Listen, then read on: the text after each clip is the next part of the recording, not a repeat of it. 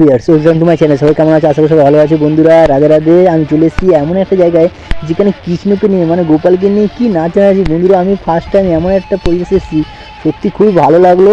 এরকম একটা কীর্তনস্থানে এসে একটা ইয়ং মেয়ে যেখানে তার বিয়ে হয়নি, সে এত সুন্দরভাবে কৃষ্ণকে নাচানাচি করে সবাইকে মাতাল করে দিয়েছিল কৃষ্ণ নামে। আর সবাই দেখতে পাচ্ছ, গ্রামবাসী থেকে আরম্ভ করে বাচ্চা থেকে আরম্ভ করে সবাই এতটা আনন্দ করেছিল আর নাচানাচি করেছিল। সত্যি খুব একটা জনপ্রিয় শিল্পী, যেখানে গ্রামে আমাদের প্রথম এসেছিল, সে সত্যি আমাদের আনন্দময় করেছে।